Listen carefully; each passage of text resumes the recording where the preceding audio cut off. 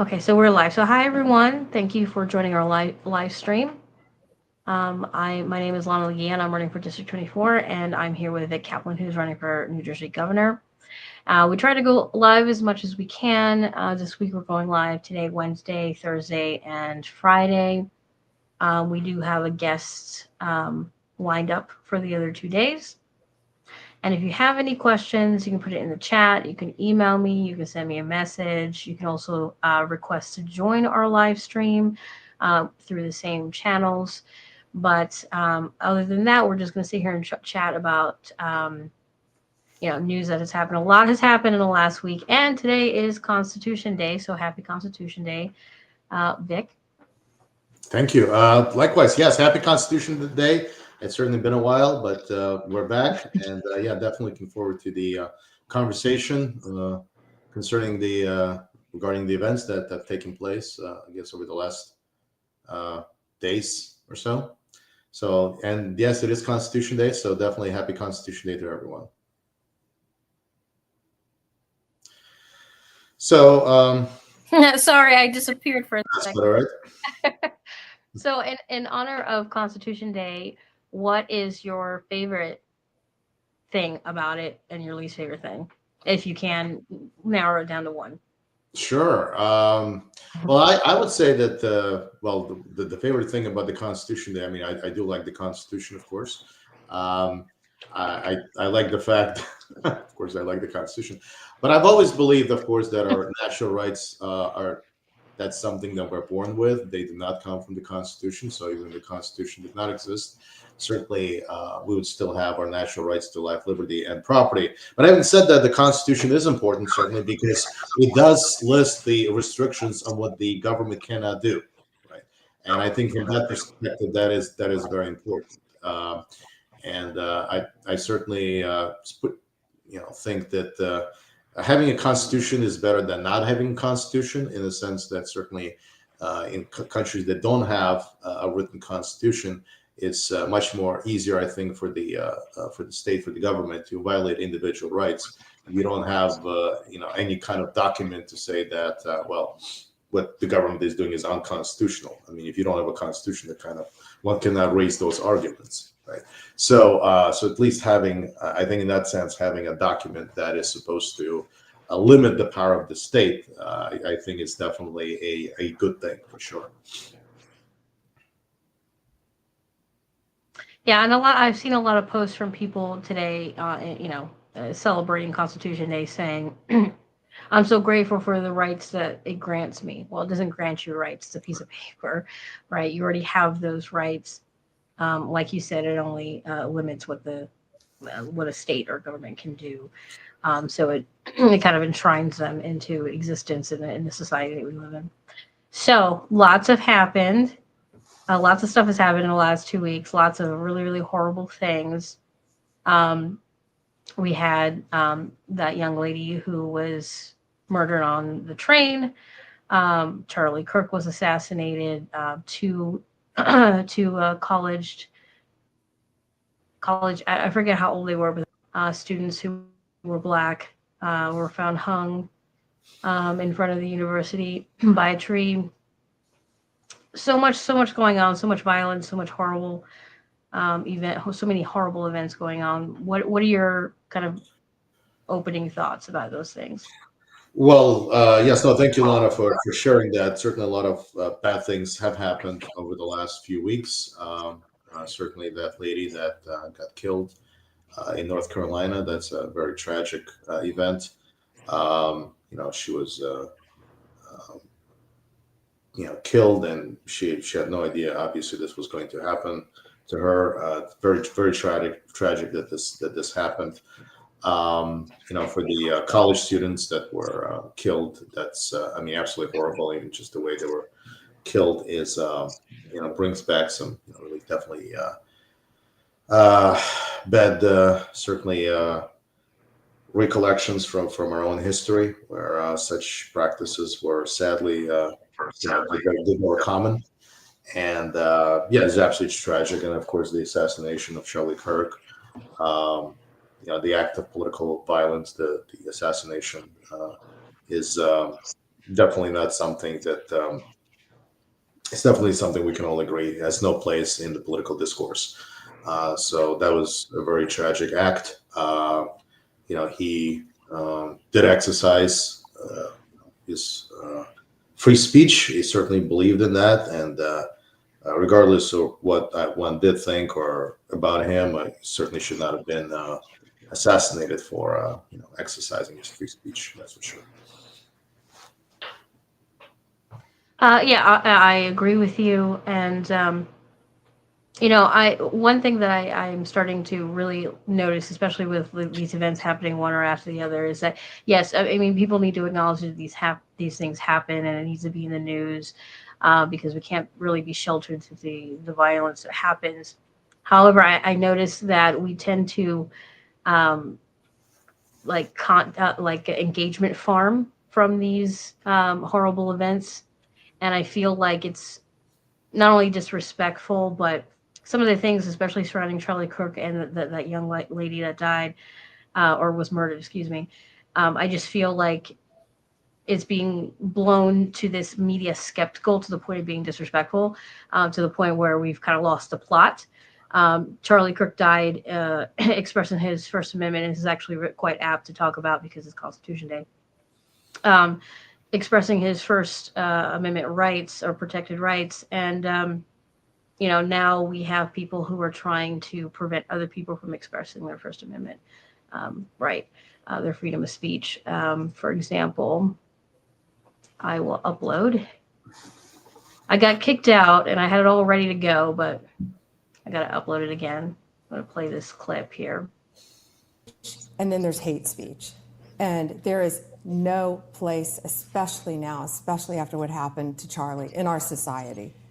Do you see more law enforcement going after these groups who are using hate speech and putting cuffs on people so we show them that some action is better than no action? We will absolutely target you, go after you, if you are targeting anyone with hate speech, anything. And that's across the aisle. So obviously that is somebody who is in government saying that law enforcement is going to go after people who are saying things that are going to obviously arbitrarily be labeled as hate speech. No, yeah, no, I did hear that. And I mean, I guess the question becomes, what is hate speech? I mean, expressing one's viewpoint, whether one agrees with it or not, does that,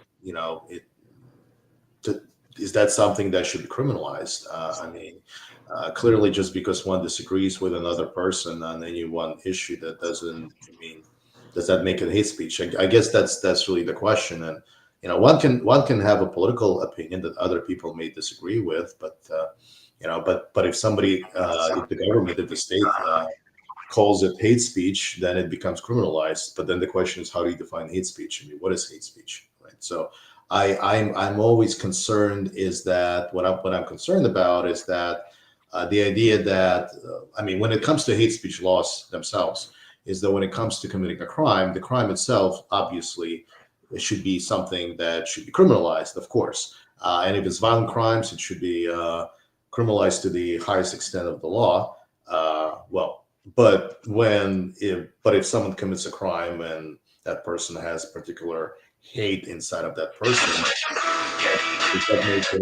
does that make it how does that make it a crime? So how does making a speech, using speech or using hatred to commit a crime, with the crime itself, the violent crime, for example, itself, or any kind of vandalism is already criminalized, why should it be more of a crime than it already is? To me, that just doesn't seem to make a whole lot of sense.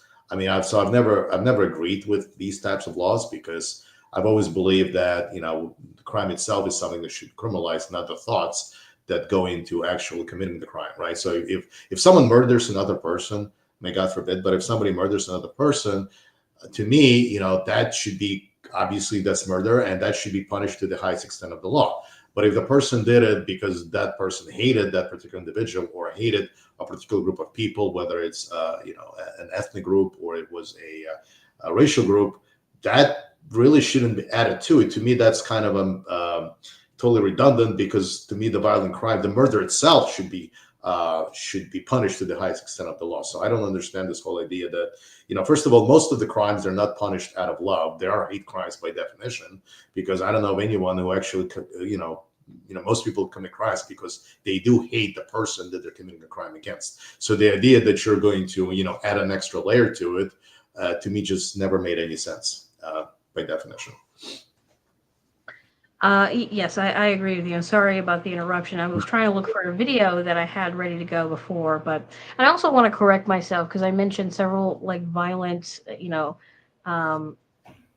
events that happened last week. But what I didn't mention was the school shooting that happened the same day that Charlie Kirk was assassinated. And I think, I apologize for that, because I think that's part of my overall point is that this particular event has overshadowed all the news that has happened in the last week. And I think that's unfair. I mean, those children, were murdered that day, and we also need to remember them and honor them and respect their deaths.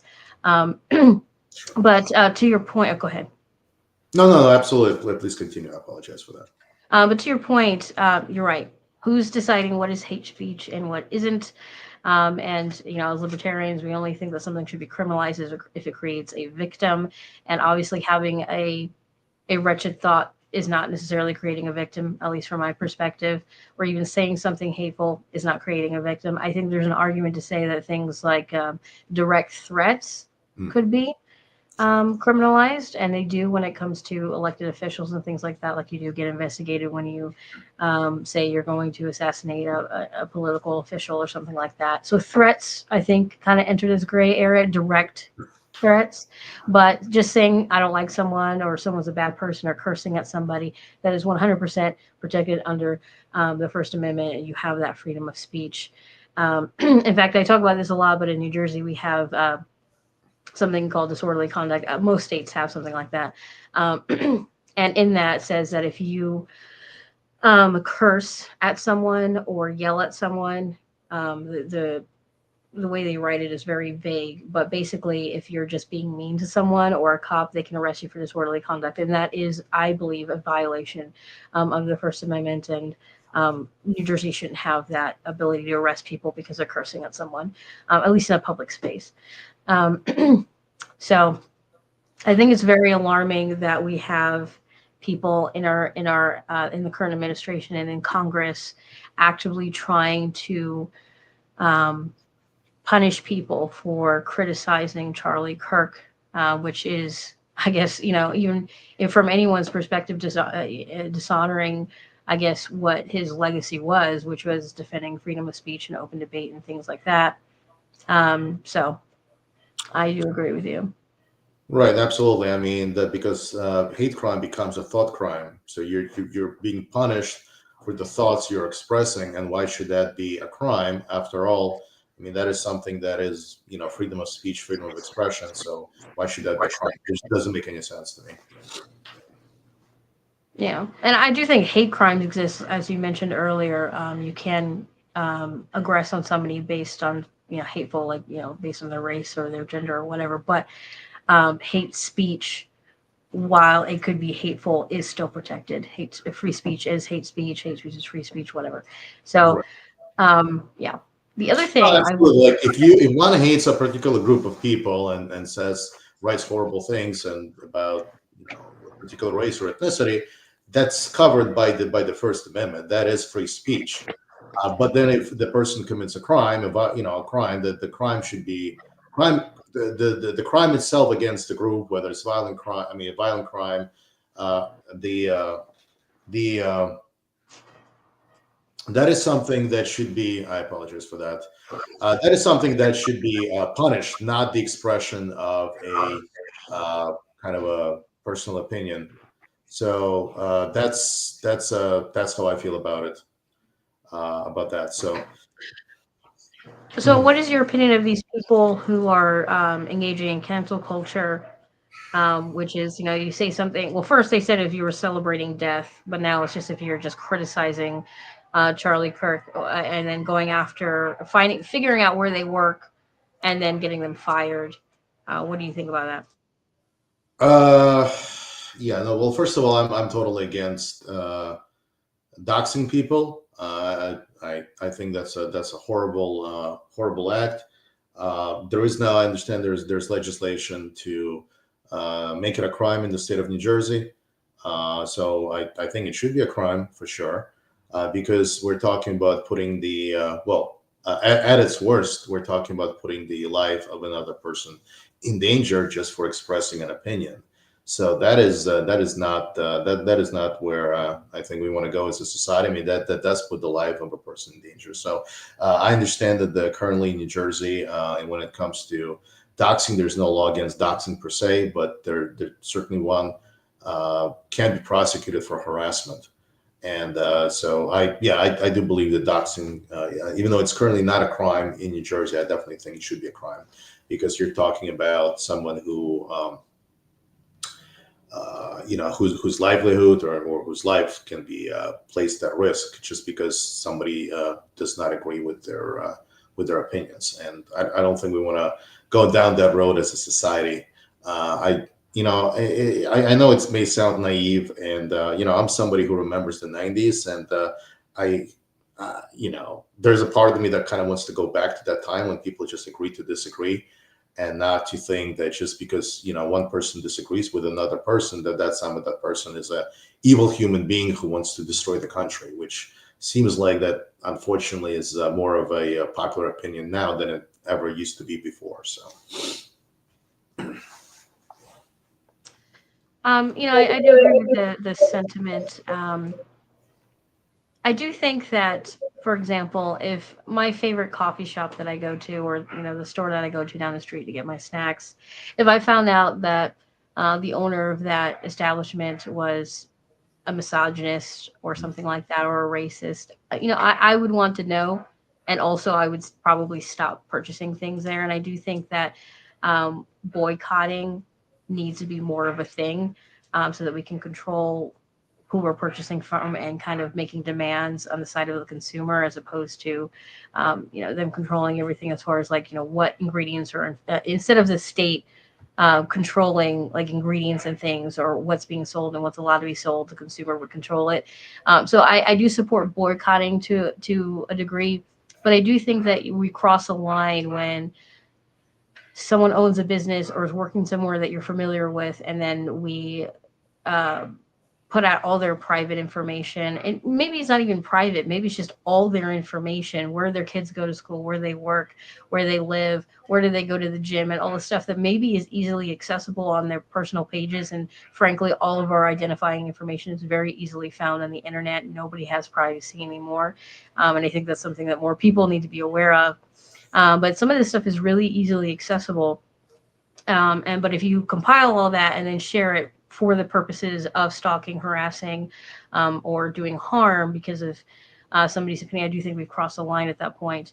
But I guess we can argue all day, where the line is.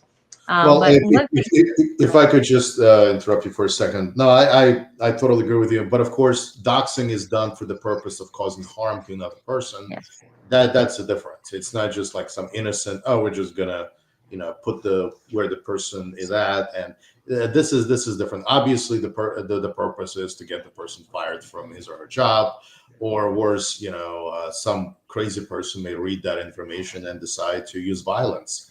Not necessarily crazy, but at this point, it's you have people that are very much riled up, and I think clearly the purpose of doxing in this case is to kind of not just cause that person to be fired, but I think there are people that may just decide that, well, it's actual harassment. Well, harassment of that individual would be the way to go. I mean, I can.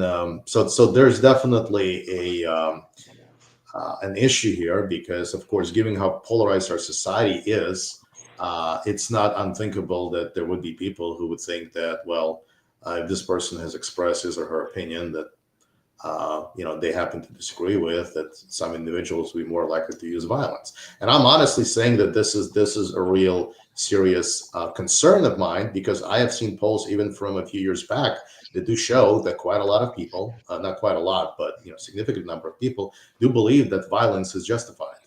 And for people, regarding people they don't agree with. Now, obviously, we haven't seen a whole lot, like a lot of that, and thank God for that. But the fact that there's, that you have that number of people willing to agree with that, I think it's completely it's absolutely horrific. Just to believe that just because someone disagrees with you is that sometimes violence is justified. I can never. I mean, this is one thing that when it comes to the United States, when it comes to America, is something that most people, I mean, until I guess recently, really valued, that when that we live in a society where we resolve our political differences through elections, right, through protests, but not through violence. This is not how we resolve our political differences. And seeing those polls from a few years back showing that there's plenty of people who believe that violence is justified against people they disagree with, yeah, I absolutely find that to be unconscionable. And I hope that when it comes to that public opinion changes, because that's not that's not a good sign. And I really hope that a society would never go down that road. So thanks. Yeah, I agree. I mean, I always always condemn political violence because I know what happens when we do go down that road. But I do want to point out that I feel like we could have a distorted view of what the American people as a whole, okay, I know we talk about individuals and not everyone's like this, but just kind of like the masses as a whole. I do believe that they have at least attempted, and for some people successfully conditioned us to believe that violence is justified. Because think of any war that the U.S. has enacted just in the last 100 years or so, and they do solve political issues, with spreading democracy or whatever, with violence as a state.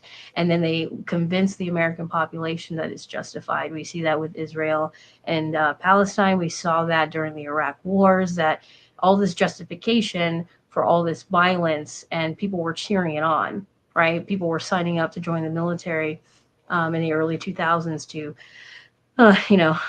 go kill the terrorists or whatever, because every Arab and every Muslim is a terrorist apparently, right? So I do think that there's a bit of conditioning to kind of cheer on violence when they tell us to cheer on violence.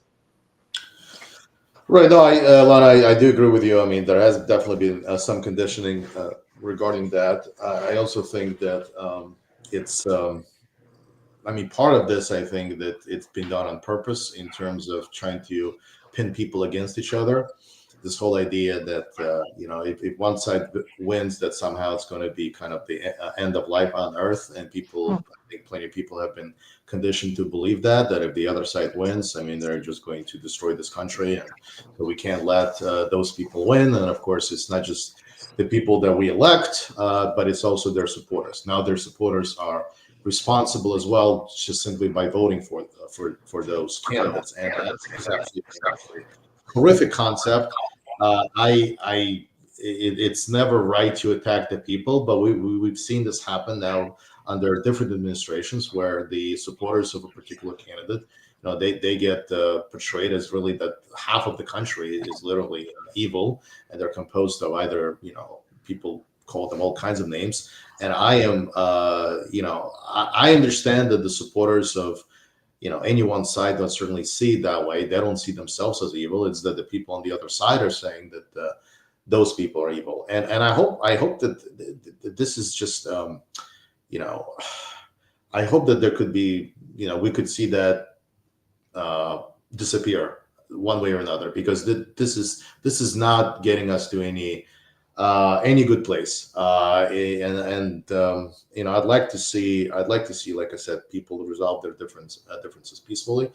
But I also understand that people's feelings are really riled up, precisely because, as quite a lot of people, we are kind of social animals, social creatures. And people like to belong, and people like to belong to one political party or another political party. Sorry about that. And so there's a tendency to support that political party and support that political leader, all the way. So now you're not even allowed to disagree with a particular political party or a particular political leader. And that is not something that has always been the case. I mean, I remember when there were Republicans that disagreed with the Republican president, Democrats that disagreed with the Democrat president, and you could do that. And there were Republicans that agreed with the Democrat president, and vice versa. But we really see this heightened polarization, and just the rhetoric has definitely gotten a lot worse in the last few decades. And that's why I totally understand why people feel this way.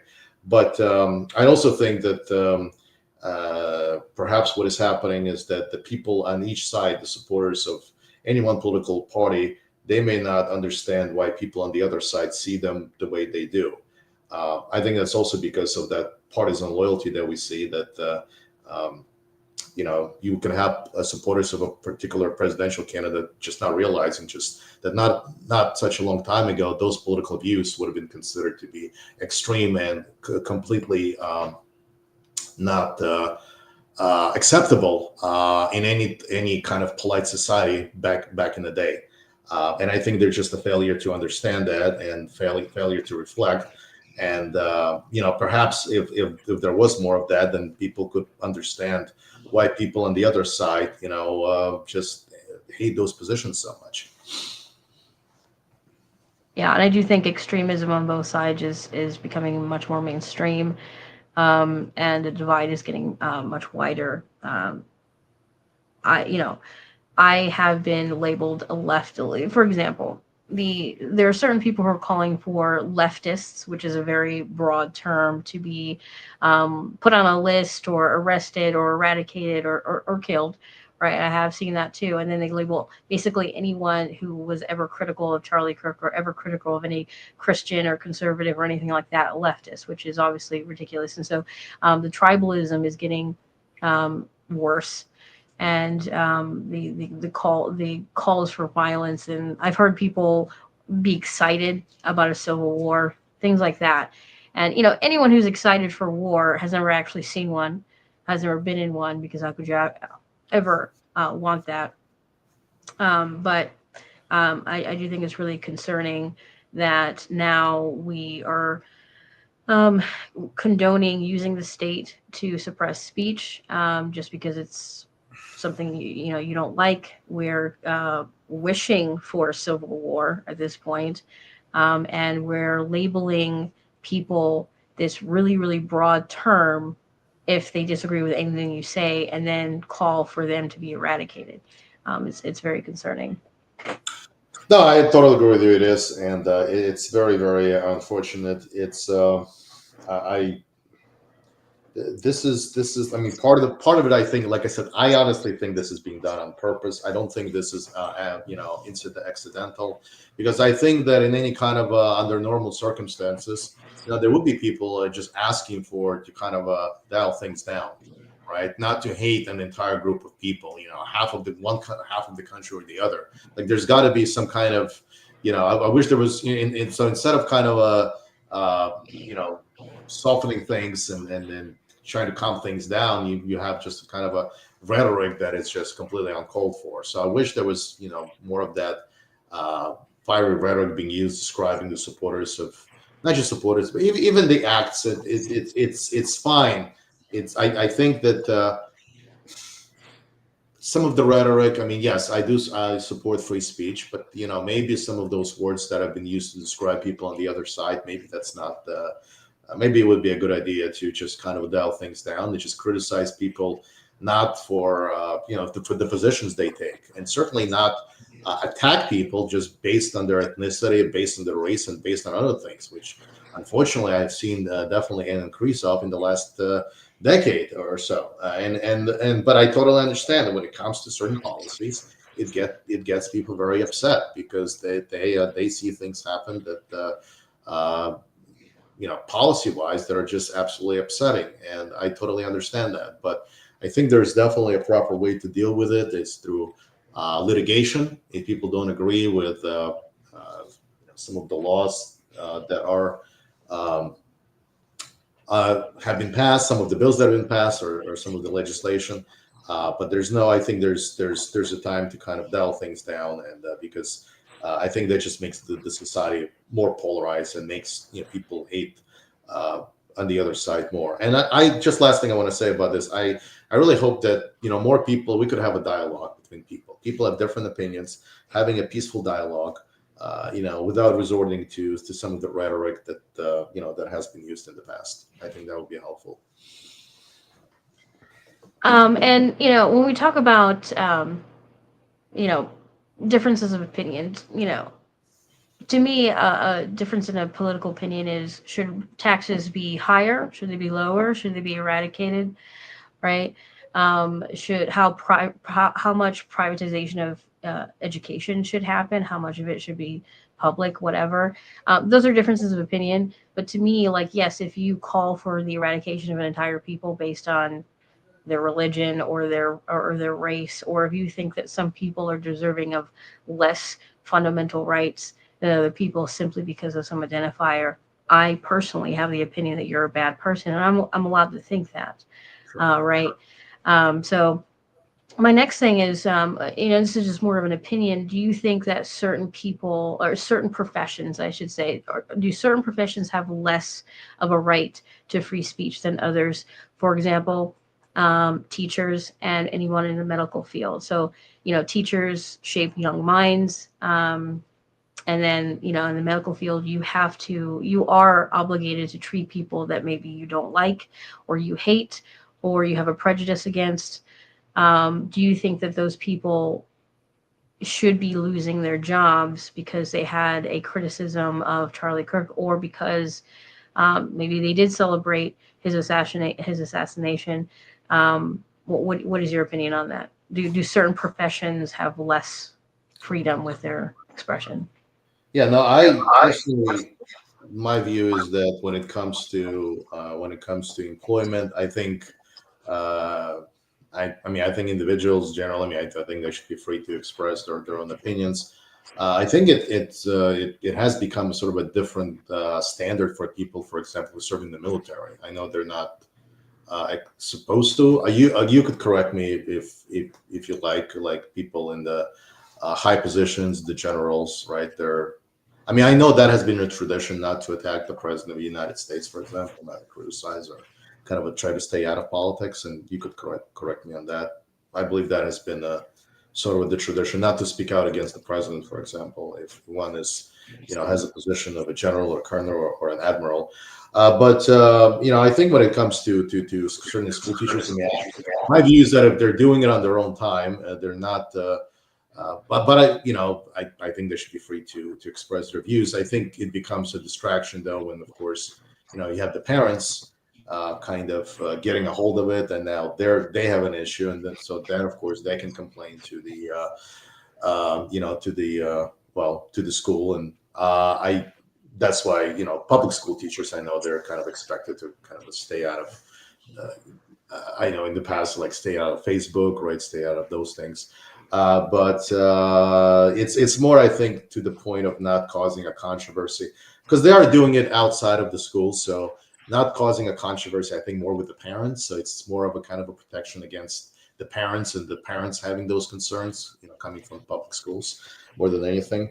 I think that the real issue here is that, and I can definitely go into this topic. But Charlie Kirk. So, he did believe certainly in exercising free speech. I don't disagree with that. But then the question becomes really is, can also one, and this is what had happened. The people had been kind of targeted, not just because they because of their attitude when it comes to his assassination, but also it came as a result of their views of him in terms of some of the speech that he expressed. And so, to me, that's again, I do believe in the freedom of association when it comes to employers. And if an employer doesn't want to be doesn't want to have anything to do with the employee based on that, well, that's. I think that's. I would like to think that should be something that would have to be spelled out in the contract. upon hiring. I don't, and Lana, you can correct me if I'm wrong, but I don't believe that firing people based on their expression of political opinion outside of employment is something that in most cases would be a part of the contract. I don't believe that is. I'm trying to come up with it kind of from different perspective. I know that of course I do believe in freedom of association, but I also understand that there are such contracts. So I mean, I know that kind of I'm trying to give it a slightly different angle here. Yeah, I mean, just to kind of maybe help shape the conversation. So with military, we actually, when we were at Sussex County Day, Vic, you remember on Sunday, 2 women did come up to us and ask us, if you were governor, if I was in the state assembly, would we lower the flag for Charlie Cook in honor of his death? Which I found to be an odd question, because they didn't come up to us and say, do you think political violence is okay? Or, how do you, which most people did, how are you planning on repealing income tax? They asked us about flag lowering, which I don't know. I think that question was at least interesting.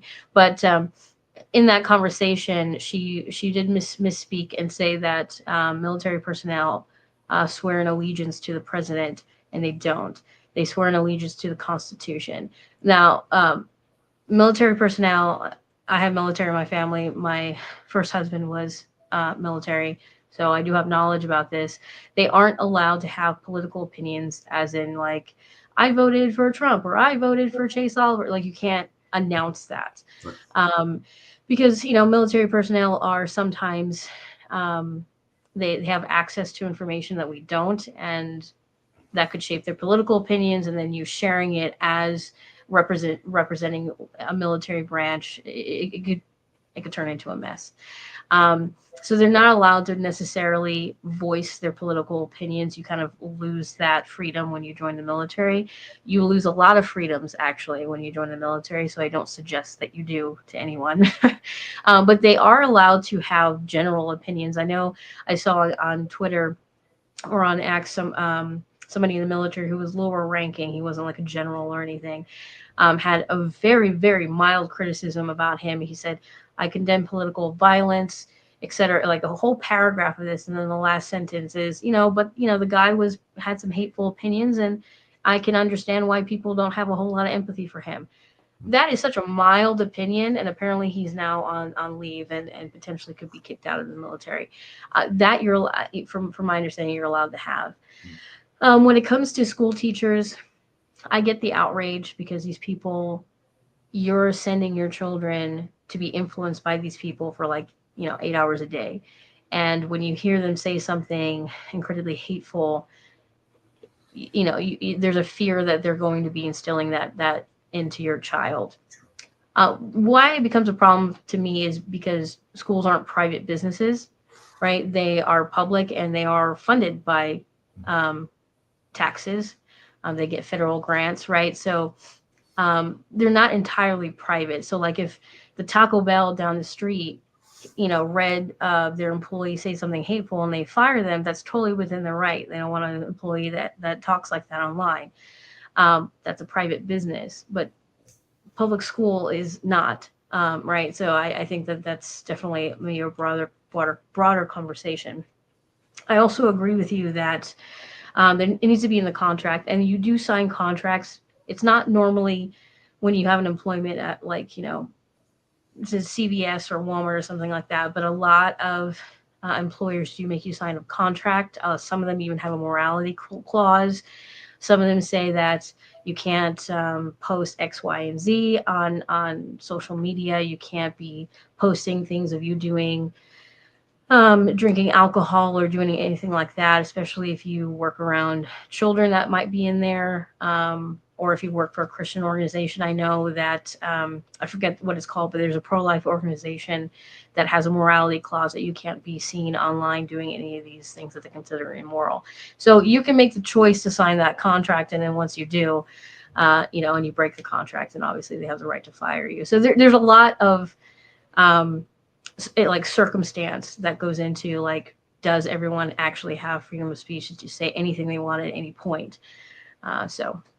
No, absolutely, I agree with you. And also like that, I mean, there's definitely a difference between public schools and certainly and children and adults and colleges and universities, because of course adults can pick and choose which classes they want to take, which colleges they want to attend. Children really don't have those choices. So there's a higher level of responsibility being placed on public school teachers than there are on college professors for that reason, because children just don't have that choice. And certainly, I think it's not just coming from the parents. And certainly, if the students find out, right, that about the political opinions, somebody posted something that they found to be highly negative, that then the implication would be that, as you said correctly, that the teacher might be trying to kind of influence the mind of a child in a school. So that's something that the idea is certainly not to have that for sure at a public school setting. Yeah, But that's and why. we Yeah, I'm see, sorry. Go ahead. we see other examples of this outside of like just expressing an opinion about a political event. But you have teachers that get fired who their OnlyFans is discovered, things like that, or some other, arbitrary, immorality that they have. And then there's a conversation of, do they have the right to be fired simply because they engage in sex work or they engage in other things? Or, there's a picture of them floating around smoking marijuana or something like that, and they get fired. I don't know. Like, I don't work for public education for a reason. I didn't join the military despite my family being in the military for a reason. Right. I've owned businesses in the past. I've managed businesses. And to me, it's like, once you step out the door, I don't care what you're doing or what your opinions are. I can also say I was an EMT and a firefighter when I lived in Texas. So I have worked in the medical industry.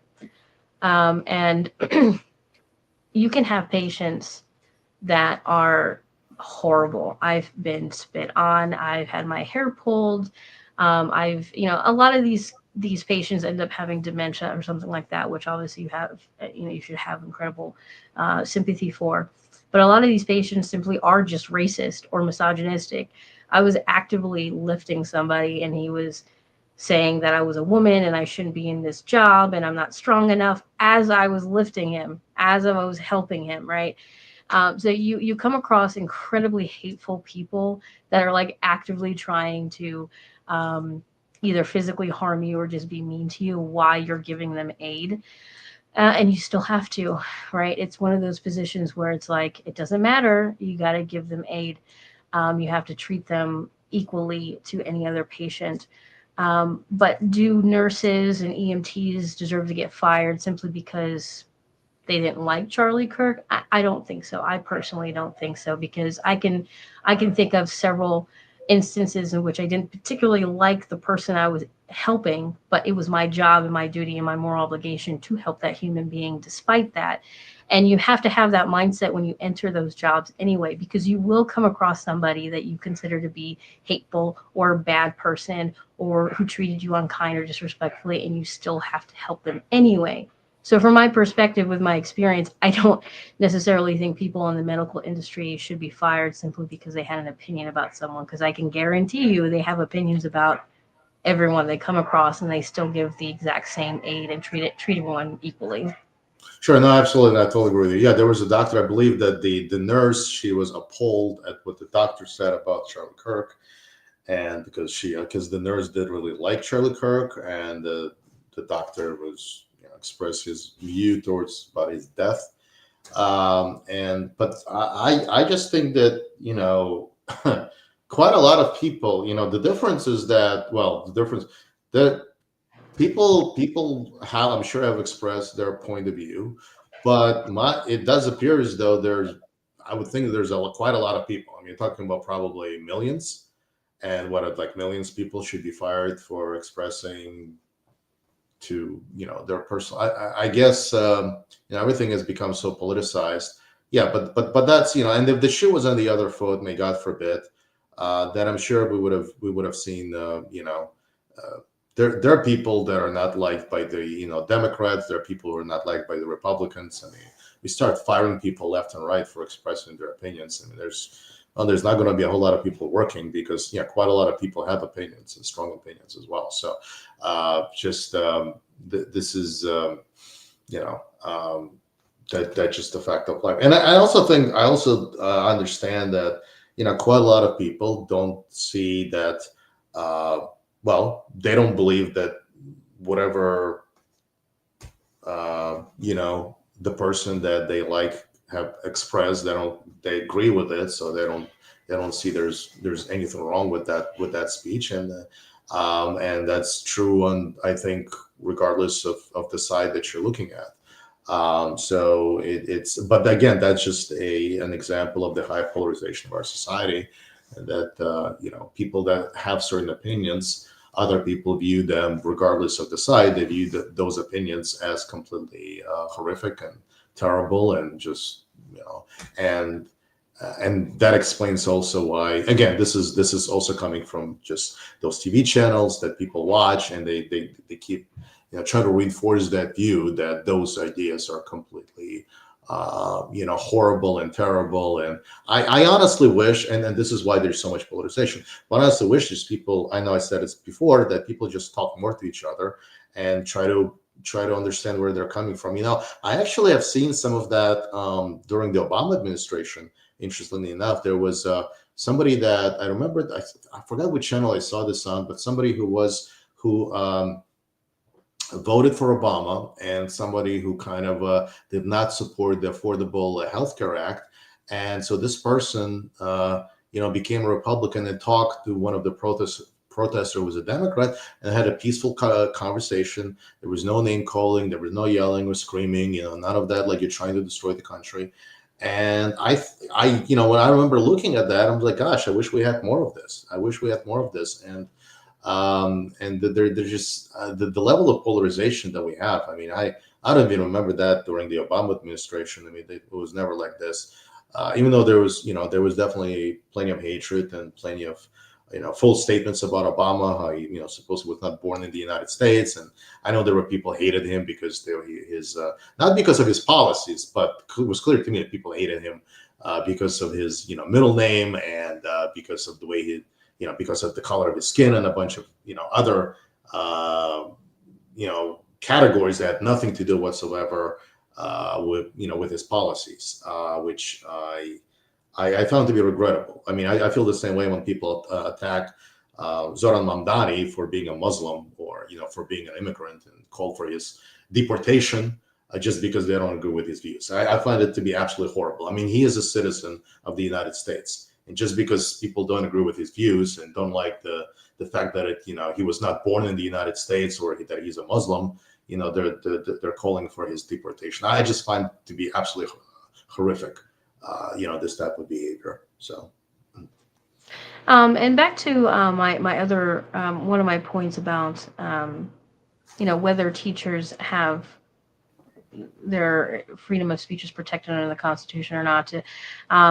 And it being that it's not a private institution, it's a public institution. And what do you think? And I don't know if you heard this yet, but Representative Nancy Mace, which, I mean, this is not the first time she's done something like this, but she wants to, this is exactly from her X account. We are urging the Secretary of Education to take decisive action to cut off federal funding from any elementary, secondary, or post-secondary educational institution refusing to hold teachers or administrators accountable for celebrating the murder of Charlie Kirk. We stand ready to work with the Secretary. And then I won't read the whole thing because it's very long. But so basically, if a teacher is found on their personal Facebooks or whatever celebrating the assassination, which, by the way, that celebrating is starting to get extremely broad, from like literally being happy about it to just criticizing Charlie Kirk, or criticizing even the investigation. I criticized the text messages that came up and how fake they sounded, and somebody said I'm a leftist and all this stuff and all these hateful things. I'm like, okay. It went from, don't celebrate someone's death to, basically just anyone who's questioning things, which is very suspicious to me. But she's saying that if a teacher's caught doing that and the teacher's not fired immediately, that they would cut off federal funding. And that's now using state power, right, to suppress speech of somebody who is working in education. So what is your thought on that? Well, I mean, I definitely don't agree with that, because the argument isn't that the federal government should not be involved in education. The argument it should be involved in education, but then the federal government should be discriminating against people, or rather punishing people, or start institutions for expressing because certain teachers express their point of view. So this is kind of uh, this really looks more like having a public policy where sort of the state is saying, well, these are our these are the morals and values. This is our point of view, and you don't agree with it, and you don't do as we say, then the schools should lose federal funding. To me, that's it's almost like on the same level. I mean, it's not on the same level, but I definitely see a similarity that with people that are receiving the SNAP program, that then the state is going to be deciding which types of food they should be able to buy using the SNAP benefits. So basically, the state is the federal government rather is making decisions that, well, we're providing you the money, but we're going to pick and choose what you can do with the money that we're giving you. Yeah, no, I totally disagree with that. To me, that's that to me that is that would be an example of exactly what I said. This awfully does look similar to me, like to the SNAP program, where pretty much the state is saying that these are our morals and values, and you follow them. If not, you're going to lose funding. Yeah, no, I disagree with that. Either you make an argument that they should not be getting funding for reasons that have nothing to do with expressing one's opinion or one's personal preferences or choices, or you don't cut off any funding period. Or so it's either should be based on no one gets anything, right, or everyone gets it, but you can't just like pick and choose which part of it. We're giving you the money, but then we tell you what to do with it. Yeah, I don't agree with that at all. I would think that probably would. I don't know if this would violate the 14th Amendment, equal protection, but that just doesn't seem to be right to me. So Yeah, I mean, I agree with you, and that's why I made the argument that yes, I understand that people have very, very high standards and expectations to the conduct of the teachers of their children, but also, to me, if something is being funded by the government, whether on a federal level or a state level or a local level, it is now public, and their speech is now protected under the Constitution. If it was a private school or a Catholic school or something like that, they could make any standard they want and fire anyone for any reason because they are a private institution. But we're talking about public education here.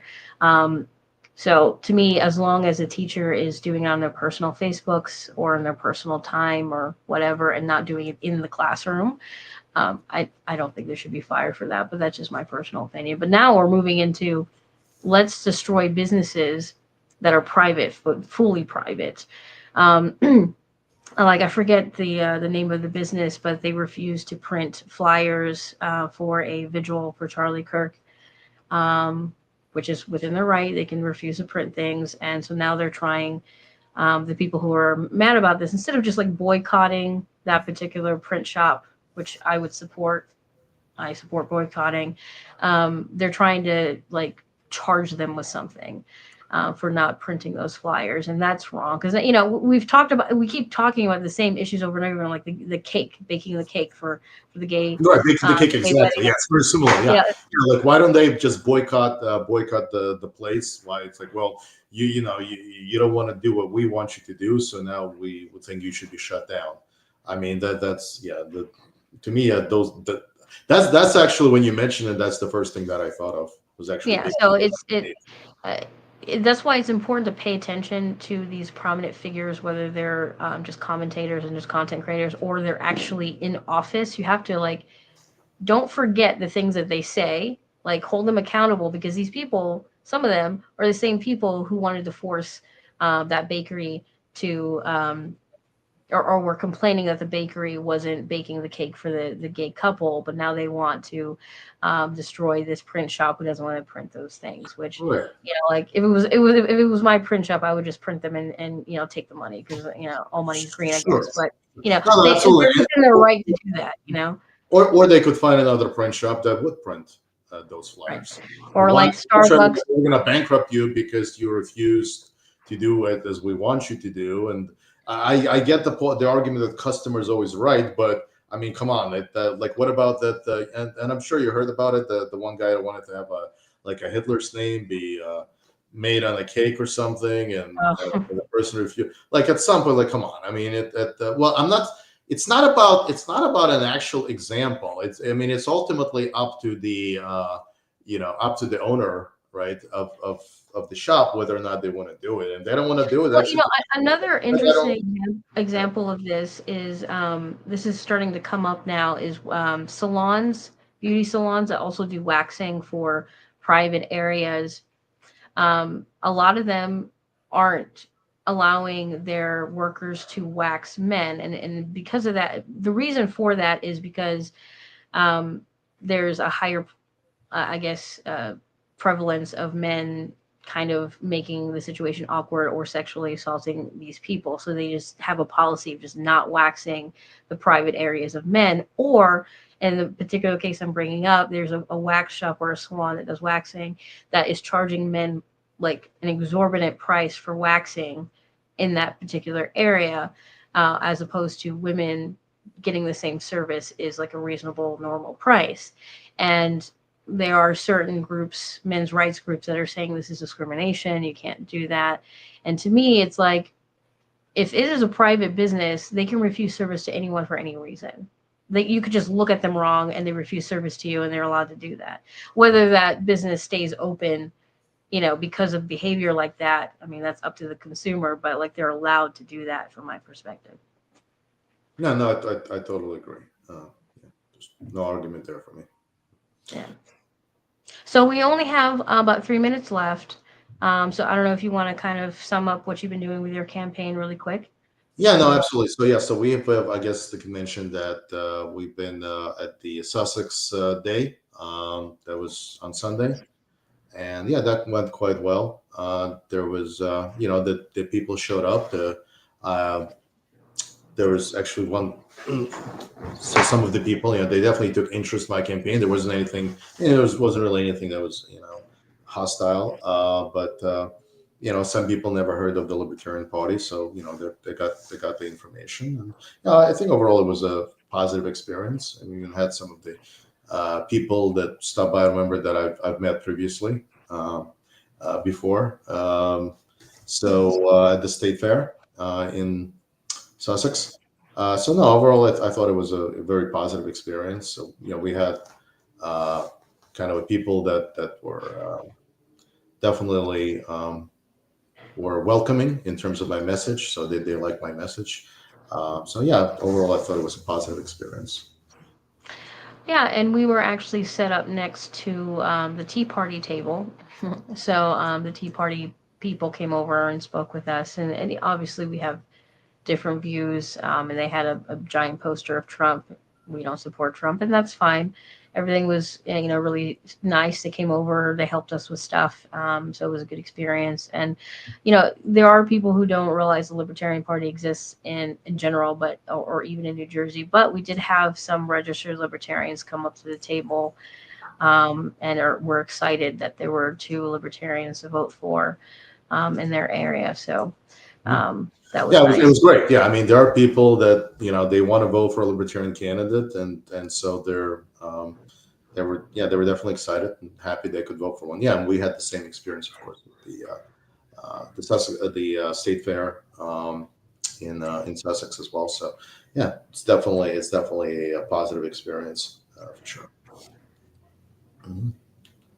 Yeah, and one of the ladies from the Tea Party table came over and talked about how at this point we should be working together to have more options on the ballot and make ballot access easier and team up in that way. And I totally agree.